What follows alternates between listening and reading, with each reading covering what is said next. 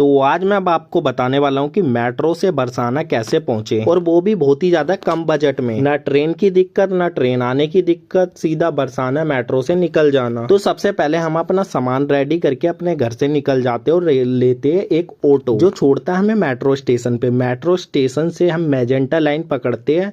Magenta line हमें छोड़ती है कालकाजी मेट्रो स्टेशन पे, और हमें इधर पहुंचने में अपने जनकपुरी से लग जाते हैं लगभग 30 से 40 मिनट। और जो मेट्रो की टिकट थी वो थी 60 रुपए। और कालकाजी से हम अपनी मेट्रो की लाइन चेंज करते, और बहुत ही ज्यादा इधर से लंबा सफर होता है। चलते चलते चलते हम बहुत आगे तक जाते हैं, और इधर से लेते हैं हम वॉलेट लाइन लेते हैं। वॉलेट लाइन या पिंक लाइन थी जो हम लेते हैं, और वो हमें कम से कम लगभग हमें 30 मिनट इसमें भी लग जाते, 30 से 40 मिनट।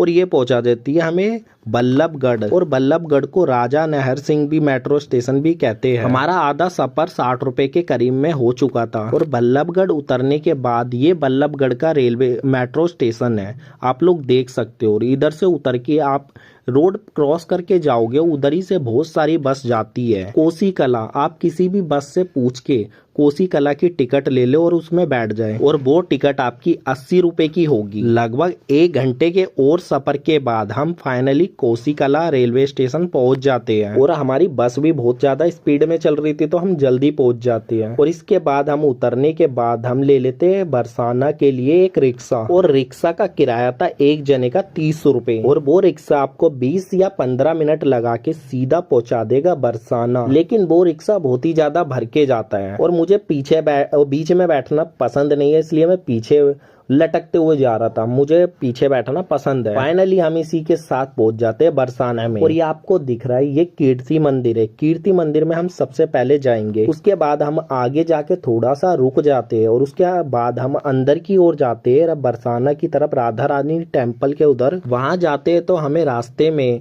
3-4 लोग बोलते हैं कि इधर आ जाओ।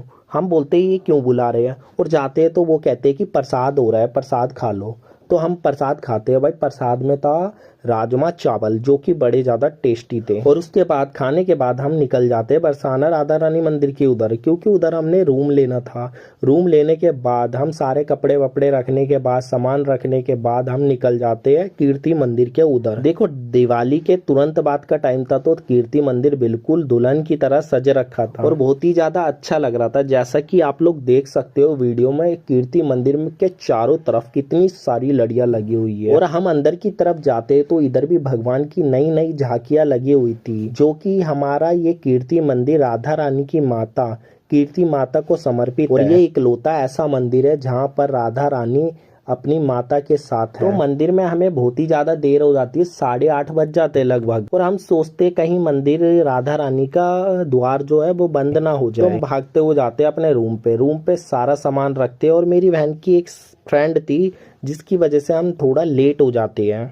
और जब हम इतनी ज़्यादा चढ़ाई के बाद मम्मी हम सब जल्दी जल्दी जाते हैं, तो हम अंदर तो चला जाता हूँ, मैं और मेरा भाई अंदर तो चले जाते हैं राधा रानी के मंदिर के। लेकिन जब तक पट हो चुके थे बंद, और गेट भी बंद कर दिए थे, इसलिए हमें उस साइड वाले गेट से घूम के जाना पड़ता है। और वापस मैं मम्मी के पास आता हूँ और बोलता हूँ अब पट हो चुके हैं बंद, क्योंकि जो सर्दियों में राधा रानी टेम्पल है वो 8:30 बजे तक बंद हो जाता है, तो हमें दर्शन नहीं होते। और उसके बाद हम चले जाते हैं नीचे, और हम बात करते करते अपने रूम में सो जाते हैं। और सुबह उठते हैं हम 4 बजे।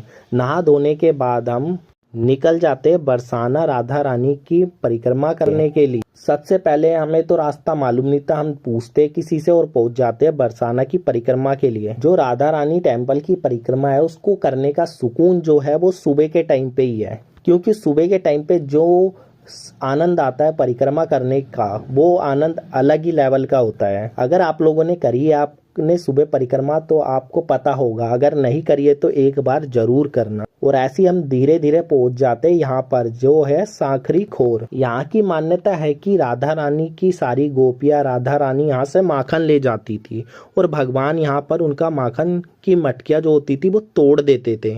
और फिर यहाँ से हम परिक्रमा करते हुए आगे की ओर जाते हैं। थोड़ा और चलने के बाद हमें दर्शन होते हैं घेबर वन के। घेबर वन में कहा जाता है कि जितनी भी लताएं है इधर वो सारी वृक्ष ऋषि गोपिकाएं है जो भगवान की जाने की खबर सुनकर एक ही स्थल पर जम गई थी और वो ही वृक्ष का रूप ले लेती है। और इसके बाद थोड़ा सा आगे हम चलते तो हमें दर्शन होते राधा कुंड के। राधा कुंड नहीं, राधा सरोवर। राधा सरोवर की क्या मान्यता है ये आप लोग मुझे कमेंट करके बताना छोटे अक्षर में। और यहाँ से हम आगे जाते हैं तो इधर एक रास्ता था मानगढ़ मंदिर की ओर। तो हम इस सीढ़ी से, ये सीढ़ी बहुत लंबी थी, इधर से हम चले जाते ऊपर। ऊपर राधा कृष्ण का एक मंदिर था और उस मंदिर का नाम था मानगढ़ का मंदिर। यहाँ पर श्री कृष्ण राधा रानी को मनाने के लिए आए थे। और परिक्रमा करते करते हम ऊपर वाली परिक्रमा करते करते हम चले जाते हैं कुशल बिहारी टेम्पल। सबसे पहले हमें परिक्रमा में कुशल बिहारी जी के टेम्पल के दर्शन होते हैं। जैसे ही हम मंदिर में जाते हैं तो वहाँ के पट